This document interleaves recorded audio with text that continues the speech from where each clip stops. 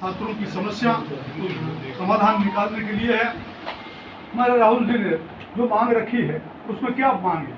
पहली मांग ये है कोई शिक्षा व्यवस्था है उनको सुधारो, जो ये परीक्षाएं हो रही है कॉम्पिटिटिव एग्जाम की, इस सिस्टम को सुधारो। धर्मेंद्र प्रधान का इस्तीफा लो, जो छात्रों पर आपने मुकदमे दर्ज किए हैं कि पेपर में लीक हुआ, उसमें हमारी सरकार ने बहुत स्ट्रॉन्ग कानून बनाया, स्ट्रॉन्ग एक्शन लिए। आज किस तरह से ऊपर से डायरेक्शन भी आएंगे, बिल्कुल आएंगे, डायरेक्शन क्यों नहीं आएंगे? आज नहीं, उस आधार पर भी होगा जैसे आज हम अपने तरफ से कर रहे हैं। आज प्रेस वार्ता कर रहे हो ना, कोई कार्यक्रम कोई जानकारी कोई होगी ना, तभी करी होगी प्रेस वार्ता। ये राहुल गांधी जी ने कोटा में, देहरादून में, देश के कोने कोने में इस बात को लेकर आंदोलन किया और ये कहा कि मैं कोई राजनीतिक रूप से ये नहीं, क्योंकि आज नौजवानों की ये समस्या है कि नीट का पेपर जो आउट हुआ और उसके बाद में हमारे यहाँ मैं उदाहरण दे सकता हूँ, लाल बहादुर शास्त्री जी ने रेल का एक्सीडेंट हुआ इस्तीफा दिया, माधवराव सिंधिया जी ने रेल का एक्सीडेंट हुआ इस्तीफा दिया, सुखराम जी के बारे में लोकसभा में चर्चा हुई, सुखराम जी का इस्तीफा लिया गया। कांग्रेस ने तो उदाहरण पेश किए। मैं समझता हूँ पूरे देश में आज युवा लोग आक्रोश में जिस तरीके से बार बार पेपर आउट हुए उसको लेकर राहुल गांधी जी के नेतृत्व में युवाओं का आंदोलन कई महीनों से चल रहा है।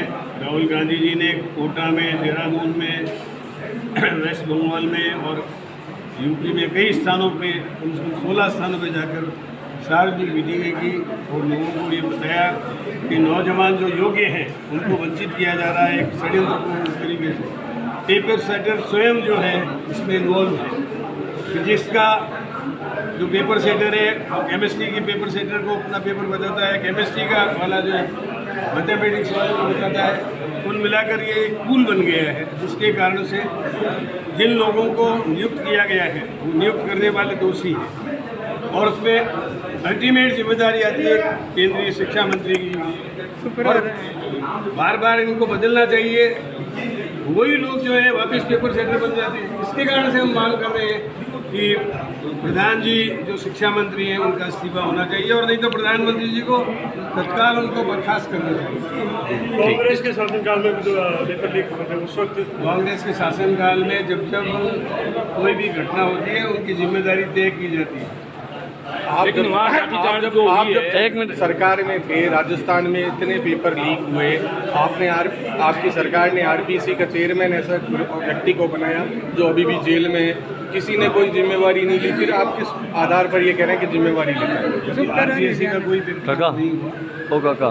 आरपीएससी का जो आदमी रीट का पेपर आरपीसी के था, रीट का पेपर जो भी हुआ था मैंने आपको बताया था जिम्मेवारी तय की गई थी और कुल मिला करके हमारे यहाँ रेल दुर्घटना हुई उसमें शास्त्री जी ने इस्तीफा दिया, माधवराव सिंधिया जी ने इस्तीफा दिया, सुखराम जी के बारे में टेली कम्युनिकेशन के बारे में बहस हुई लोकसभा में, उन्होंने अपना इस्तीफा दिया। कांग्रेस में अनेक उदाहरण है, लेकिन पिछली सरकार में कोई इस्तीफा नहीं हुआ। आपके कार्यकाल में इतने पेपर लीक हुए? मेरे कार्यकाल में कोई पेपर पटवारी के पेपर लीक हुए, रीट का पेपर लीक हुआ।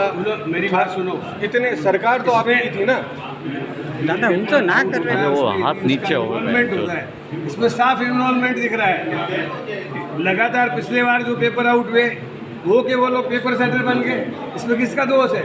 लेकिन इसलिए हम मांग कर रहे हैं कि प्रधान आपके प्रदेश अध्यक्ष पर भी आरोप लगे हुए हैं इस आरएस पेपर को लेकर। जो विषय है उस पर बात करें ना, विषयांतर क्यों हो रहे हैं, हम विषय पे बात करें। रीट का पेपर जो है मेरे समय पे बिल्कुल सही हो गया था और यहाँ पर नीट का जो पेपर है उसमें जो पेपर सेटर है उनकी नियुक्ति उच्च स्तर पर हुई है और उच्च स्तर पर सबसे पहले बैठे हुए प्रधान जी, इसलिए उनको इस्तीफा देंगे। तो उन पे तो कार्रवाई भी हुई ना, कुछ पेपर सेटर पकड़े भी गए, फिर क्यों इस्तीफा मांग रही है? पेपर सेटर पकड़े गए तो पेपर सेटर की नियुक्ति किसने की है? असली जो पेपर सेटर की माँ कौन है उनको पकड़ना चाहिए और वो मैं समझता हूँ केंद्रीय शिक्षा मंत्री है, उनके खिलाफ कार्रवाई होनी चाहिए। आप लोगों पर एक ही आरोप लग रहा है कि जब युवा मैदान में आए तो आप लोग भी कूद के आगे, राहुल गांधी प्रधानमंत्री के घर पे पहुंच गए, तो आप पहले क्यों नहीं गए? यहाँ पर ये तो आंदोलन मान लो 20-25 रोज चल रहा है। राहुल गांधी जी पिछले 2-3 महीनों से नीट के पेपर के आउट की बात कर रहे हैं, धर्मेंद्र जी की इस्तीफे की मांग कर रहे हैं।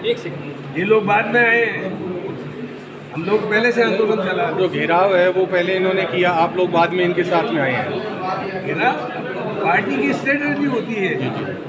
हमने लोकसभा में प्रश्न उठाने की कोशिश की 267 नियम के अंतर्गत, लेकिन इन्होंने कहा कि हम सरकार से पूछेंगे। इनको ये कहना चाहिए था मैं समय सरकार से बात करके तय करूँगा।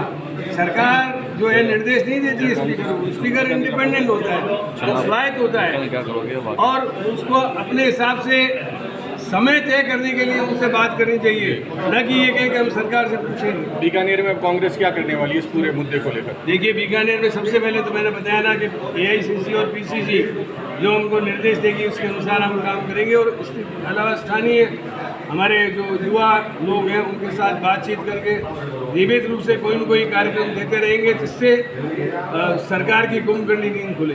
ठीक।